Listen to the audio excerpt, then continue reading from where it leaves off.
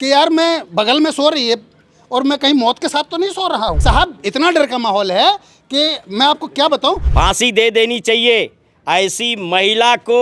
उस लड़के ने अपने परिवार को छोड़ करके सजाए केवल मौत होती है। कुछ चेंज होना चाहिए, मुझे लगता है शायद आप लोग भी चाहते हैं कि बदलाव चाहिए। इसके अंदर फांसी की ही सजा हो। कुछ जरूरत है, पुरुषों के लिए भी आयोग बनना चाहिए।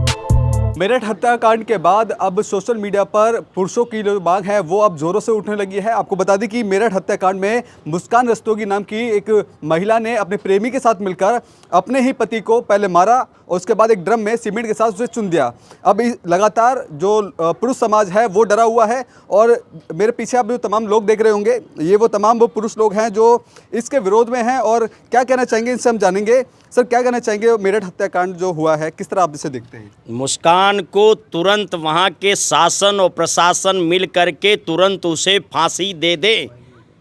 फांसी दे देनी चाहिए। ऐसी महिला को जीने का अधिकार हिंदुस्तान में नहीं मिलना चाहिए। जिस महिला के खातिर उस लड़के ने अपने परिवार को छोड़ करके इसके साथ शादी की, शादी करने के साथ में उसका अच्छा संपर्क रहा, अपने परिवार को छोड़ा, अपने समाज को छोड़ा, लेकिन इस महिला ने जो दरिंदगी की है उसका सजाए केवल मौत होती है और इसे मौत के घाट उतार देना चाहिए। तभी महिलाओं में दहशत पैदा होगा। अन्यथा आज तक जितनी हिंदुस्तान में घटनाएं घटती रही है हर समय उन महिलाओं के साथ पुरुष कंधे से कंधा मिला करके हर समय साथ में खड़े रहते थे। आज लेकिन मुझे लगता है सरकारों को ये आवाज़ पहुंचानी पड़ेगी कि जो अधिकार महिलाओं को दी गई है उसके बराबर अधिकार पुरुषों को भी देना होगा। अन्यथा ऐसे ही लोग काटे जाएंगे, मारे जाएंगे, बोरियों में भरे दिए जाएंगे। आज ये दर्दनाक एक पुरुष के साथ हुआ है।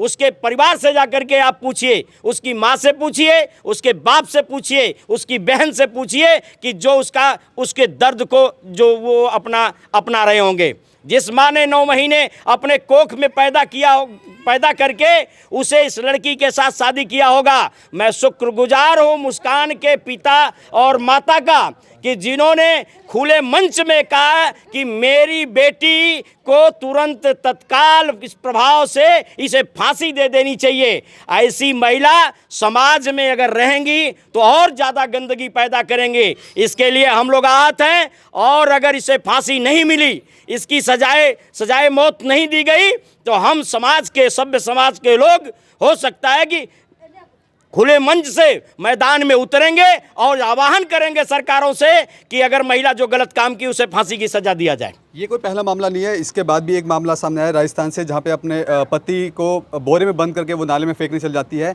किस तरह से आप समझते हैं कि महिलाओं को इतनी हिम्मत कहाँ से मिल रही है? महिलाओं को हिम्मत, देखिए एक प्रेम प्रसंग एक ऐसा चीज़ हो गया है वो अंधा हो जाती है और यही ये प्रेम प्रसंग रहा कि इसने जो साहिल के साथ प्रेम प्रसंग किया वो इतनी अंधी हो गई, उसकी कई वीडियो वायरल हो रहे हैं, इतना अंधा वो प्यार में हो गई कि अपने सभ्य पति को, सरल पति को मौत के घाट उतार देती है और 15-15 टुकड़े करके एक 200 लीटर के ड्रम में सीमेंट डाल करके उसे पैक कर देती है। काटते वक्त उसके साथ गंदे नृत्य किए जाते हैं। इतना मानसिकता, इतना पागलपन उस लड़की को कहाँ से आया ये समझ में नहीं आ रहा है। कहाँ से ऐसी ताकत पैदा हो रही है इनको ये समझ में नहीं आ रहा है कि हर बार जब भी ऐसी घटनाएं आज आप लेकर के आए हैं। अभी तक होता था कि पुरुष लोग महिलाओं के ऊपर अत्याचार करते थे, लेकिन अब ये देखने को आपको मिल रहा है इतना बड़ा अत्याचार उस लड़के के ऊपर होना जिस लड़के ने भाग करके इसके साथ शादी की।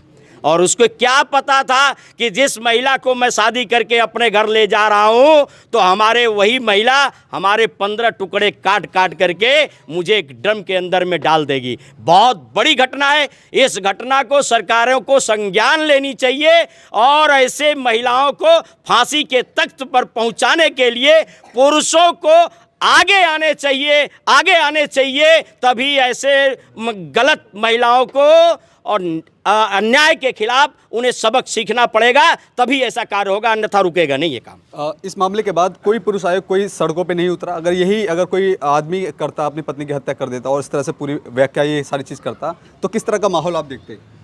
सबसे पहले तो मैं आप लोगों का दिल से धन्यवाद करता हूं कि इस तरीके की घटना के ऊपर आप लोगों ने खुद से सोचा और इस पर आपने समाज के उन लोगों से समाज को जानने की कोशिश करी कि भाई कुछ चेंज होना चाहिए। मुझे लगता है शायद आप लोग भी चाहते हैं कि बदलाव चाहिए।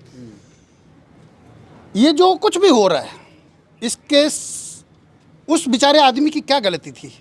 उसने प्रेम किया और उसको ये भी अंदाज़ा नहीं था कि जिसके लिए वो रात दिन एक कर रहा है, मेहनत कर रहा है, उसकी कमाई पर ये ऐश कर रही थी और उसी के टुकड़े कर दिए। अच्छा, जघन्य अपराध किसको कहेंगे? उसने जहर दे दिया होता, मर गया होता, समझ में आता है। जघन्य अपराध में जो जघन्य से जघन्य अपराध होता है उसके लिए फांसी की सज़ा कानून कहता है। अब इस तरीके की घटनाओं को देखने के बाद ये तो तय है कि कहीं ना कहीं समाज में ये बात जा रही है कि कानून हमारी सुनता नहीं है और इसलिए इनके खिलाफ अगर कुछ कहना भी चाहें तो लोग थाने जाने से भी डरते हैं और इनके खिलाफ बोलने से भी डरते हैं, इनकी कंप्लेंट करते नहीं हैं। अगर समाज के लोग आगे आएंगे ना तो मैं गारंटी से कह रहा हूँ कि 50 से 60% लोग ऐसे हैं जो पीड़ित तो हैं ही, लेकिन वो इसी वजह से नहीं जाते हैं कि यार हमारी सुनवाई ही नहीं होनी है, सुनवाई होगी नहीं। बहुत डर का माहौल है साहब, इतना डर का माहौल है कि मैं आपको क्या बताऊं। मतलब मुझे कहीं ना कहीं ये लगने लगा है कि यार मैं बगल में सो रही है और मैं कहीं मौत के साथ तो नहीं सो रहा हूं, मेरे बगल में मौत तो नहीं लेटी हुई है। मेरी चिंता का विषय है ये, हंसी की बात नहीं है, ये गंभीरता से सोचने की बात है और सबको सोचना चाहिए। ठीक है, हैरानी वाली बात यह है कि महिलाओं के लिए तमाम आयोग भी हैं, तमाम NGOs हैं, लेकिन पुरुषों के लिए कोई अभी तक आयोग नहीं बनाया गया।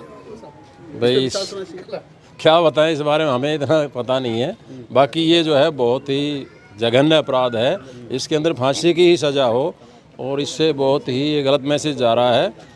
आदमियों के लिए भी कुछ जो है ना कानून बनना चाहिए। क्या कहना चाहेंगे? पुरुष आयोग नहीं है, तमाम महिला आयोग भी हैं, तमाम NGOs हैं जो महिलाओं के आवाज़ बन के खड़ी होती हैं। ज़रूरत लगती है कि पुरुषों की आवश्यकता है? हाँ जी, बिल्कुल ज़रूरत है। पुरुषों के लिए भी आयोग बनना चाहिए और ऐसे NGOs होने चाहिए पुरुषों के लिए आवाज़ उठाएं, जो पुरुष पीड़ित हैं उनके लिए। और ये जो मेरठ वाला जघन्य अपराध हुआ है, इसके लिए तो कड़ी से कड़ी सज़ा मिलनी चाहिए उस मुस्कान को, क्योंकि उसने ड्रग्स वगैरह नशे पते में जो भी किया है बहुत ही जघन्य अपराध किया है और उसको कड़ी से कड़ी सज़ा और उसके लिए पूरे विरोध प्रदर्शन होना चाहिए। अगर सरकार कुछ नहीं करती है तो उसके लिए पूरी जनता को एक होके। क्या कहना चाहेंगे कि इस तरह की घटना अगर कोई पुरुष करता तो सड़कों पर तमाम महिलाएं और महिला मोर्चा दिखने को मिलता, लेकिन अभी तक पुरुष समाज शांत बैठा हुआ है? देखो जी, ऐसा है, सबसे बड़ी तो कुछ प्रशासन इसमें सख्त होना चाहिए और एक नया कानून इसमें बनना चाहिए। जैसे महिला आयोग है उसी तरह पुरुष आयोग भी बनना चाहिए। दूसरी बात, हमारे ही देश में भी एक निर्भया कांड हुआ था, सबने सुना था। निर्भया कांड में अगर पुरुषों ने साथ नहीं दिया होता और अगर आंदोलन नहीं किया होता तो शायद मुझे उम्मीद है कि इस महिला को न्याय नहीं मिलता। लेकिन इस व्यक्ति के लिए, जिस व्यक्ति को मारा गया है, जिसको मुस्कान ने मारा है, उसके लिए अभी तक ना तो सरकार की कोई आगे आ रहा है, ना तो कोई व्यक्ति ऐसा कोई आगे आ रहा है जिसके खिलाफ आंदोलन करे। और मेरा ये मानना है कि इसको देखो सख्त सज़ा दी जाए, इसको फांसी तो ज़रूर होनी चाहिए। और जैसे फादर ने कहा है कि इसको लाइफ फांसी दी जानी चाहिए, लाइफ फांसी ज़रूर देना चाहिए, ताकि भविष्य में ऐसे जो लोग कुछ करें ना, उनको एक अनुभव प्राप्त हो। बस जी, मेरा यही कहना है। ठीक है, क्या कहना चाहेंगे? अब आप लोग के बच्चे भी हैं, शादी करने के लिए सोचते हैं, तो कहीं ना कहीं मन में डर लगता है? बहुत दहशत, मतलब ये सब कांड देख करके लगता है कि हम जिस बच्चे की शादी करने जाते हैं और लगता है कि जिसको हम नहीं जानते, नहीं पहचानते, और शादी करके ले आते हैं, लेकिन वो महिला किस तरीके से निकलेगी, तो मुझे लगता है संस्कार की बहुत ज़्यादा कमी है और हमें बच्चों को संस्कार देना चाहिए। और ये जो घटना हुई है उससे तो दहशत ही है, लेकिन जिस तरीके से अभी मौर्य जी कह रहे थे कि अभी तक ये किसी महिला के साथ होता तो सारी महिला संगठनें उतर जाती।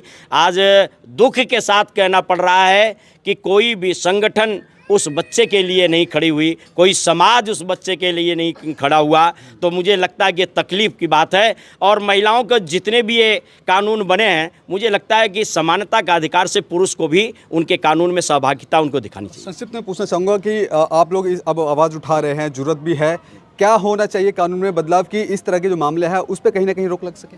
बिल्कुल, जिस तरीके से महिलाओं को सुरक्षा प्रदान की गई है, उनके लिए नियम कानून बने हैं, वैसे ही पुरुषों के लिए भी होने चाहिए। यहाँ पे तो एक डंडे मारो चलो थाने में, आप यहाँ थोड़ी सी बात करो 376 लग रहा है, 354 लग रहा है, 354 बी लग रहा है। तो ये लग रहा है महिलाओं को पता है कि मेरा पति अगर मुझे कुछ बोलता है तो थाने में मेरी सुनवाई होगी, और वो अपने पति को फंसा देती है। तो ऐसा कानून नहीं होना चाहिए। मैं इसमें एक चीज़ और भी जोड़ना चाहता हूँ। यदि सरकार वास्तव में गंभीर है कि समाज में सुधार लाना चाहती है, तो मेरा सुझाव है कि जिस प्रकार से बरसों पहले हमने महिला सशक्तिकरण का बिगुल बजाया था, आज फिर से एक ऐसी मुहिम चलाए सरकार स्कूल लेवल पे कि बच्चों के अंदर समानता की भावना लाए, और जो संस्कृति हमारी पुरातन संस्कृति है, सभ्यता है, उस सभ्यता को दोबारा से पाठ्यक्रम में शामिल करे, ताकि भविष्य में महिलाओं के अंदर संस्कार पैदा हों।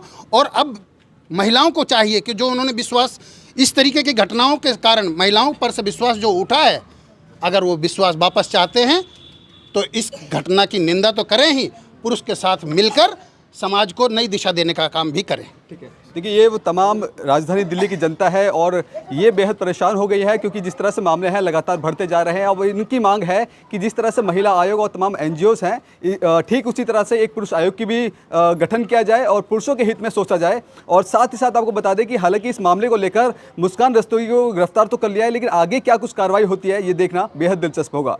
कैमरा पर्सन कमलेश कुमार के साथ में संदेश सक्सेना, पंजाब केसरी.com, दिल्ली।